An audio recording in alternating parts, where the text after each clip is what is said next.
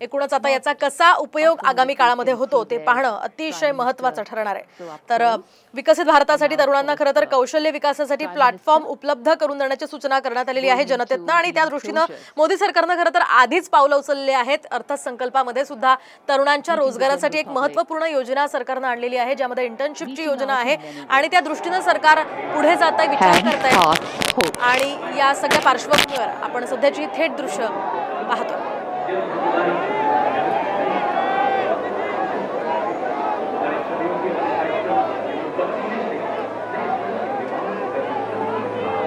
As we celebrate our Independence Day, we not only foreground history, hope in our home,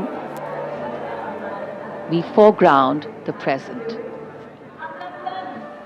आपण पाहतोय पंतप्रधान नरेंद्र मोदी इथे आलेल्या सगळ्यांना अभिवादन करतायत, त्यांना भेटतायत आणि यासोबतच त्यांच्यासाठी काही संकल्पना ज्या मांडलेल्या आहेत त्याचा विचार मोदी करणार असल्याचं त्यांनी म्हटलेलं आहे। आपण पाहतोय आज हजारो लोकांना खरं तर इथे आमंत्रित करण्यात आलेलं होतं आणि हा सोहळा आता पूर्णत्वास आलेला आहे आणि त्या दृष्टीने मोदी सुद्धा निघालेले आहेत। मात्र सगळ्यांना अभिवादन करत पंतप्रधान नरेंद्र मोदी इथून आता निघतायत। अगदी विद्यार्थ्यांसह सगळ्या मोठ्या तरुण मंडळींना पंतप्रधान नरेंद्र मोदी अभिवादन करतात। आजचा हा 78वा स्वातंत्र्य दिन आहे आणि या स्वातंत्र्य दिनाचा उत्साह प्रत्येकाच्या चेहऱ्यावर झळकतोय आणि आजच्या या दिवशी पंतप्रधान मोदींनी अगदी रेकॉर्ड ब्रेक भाषण केलेलं आहे। तब्बल 94 मिनिटांच्या वर त्यांनी भाषण केलेलं आहे, म्हणजे 1.5 तासाच्या वर मोदींनी भाषण केलेलं आहे। त्यामध्ये विविध मुद्दे त्यांनी मांडलेले आहेत, यासोबतच विरोधकांना सुद्धा लक्ष केलेलं आहे आणि आगामी काळामध्ये भारतासाठी काय महत्त्वाचं असेल, काय भारताला विकसित राष्ट्राकडे घेऊन जाईल या दृष्टीने आपण कशी पावलं उचलणार आहेत त्या पार्श्वभूमीवर मोदींनी काही महत्त्वाचे मुद्दे सांगितलेले आहेत। तर विकसित भारत 2047 ही आजची स्वातंत्र्य दिनाची थीम होती आणि या थीमच्या दृष्टीनं भारतातील जनतेकडून मोदींनी काही सूचना मागवलेल्या होत्या।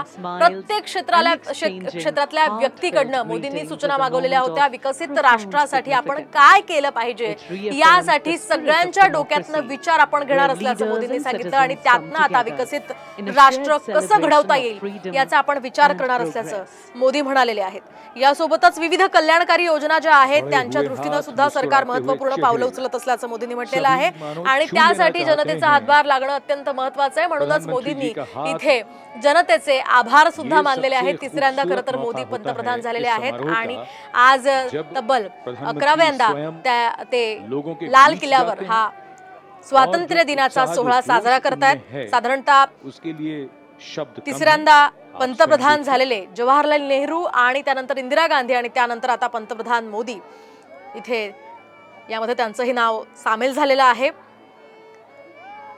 आणि या सगळ्या पार्श्वभूमीवर आता मोदी सगळ्यांना अभिवादन करताना आपल्याला दिसतात। Touching hands, touching hearts and touching lives.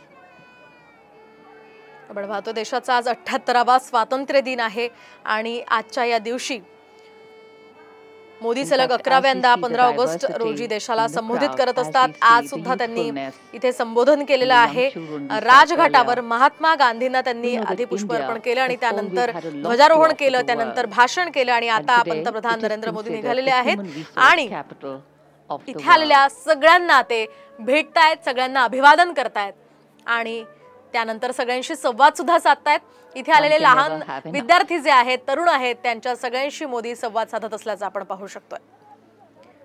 तर पंतप्रधान मोदींनी आपल्या भाषणामध्ये शेतकरी आणि तरुणांचा उल्लेख केलेला होता। त्यांच्यासाठी विविध योजना आपण आणणार असल्याचं मोदींनी म्हटलेलं होतं आणि विकसित राष्ट्र बनवण्यासाठी काय केलं पाहिजे याच्याही सूचना मोदींनी मागवलेल्या होत्या। यासोबतच त्यांनी बांगलादेशाच्या या परिस्थितीवर सुद्धा भाष्य केलेलं आहे आणि लवकरच बांगलादेश विकासाच्या मार्गावर चालेल आणि यासोबतच शेजारील देशाला मोदींनी मदतीचं सुद्धा वचन दिलेलं आहे आणि त्या दृष्टीने आपण पावलं उचलणार असल्याचं मोदींनी सांगितलेलं आहे।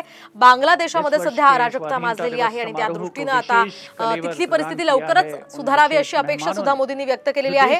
जे काही बांगलादेशात झालं त्यावरून शेजारी देशांनी चिंता व्यक्त करणं साहजिक हक्काचे, पण लवकरच तिथली परिस्थिती नियंत्रणात येईल अशी अपेक्षा मोदींनी यावेळी व्यक्त केली। यासोबतच अल्पसंख्याकांचा मुद्दा सुद्धा त्यांनी मांडला। अल्पसंख्याक समुदायाची सुरक्षा महत्त्वाची असल्याचं त्यांनी म्हटलंय आणि यासोबतच देशामध्ये सुख शांती राहावी यासाठी आपण नेहमी प्रयत्न करणार असल्याचं सुद्धा मोदी म्हणाले।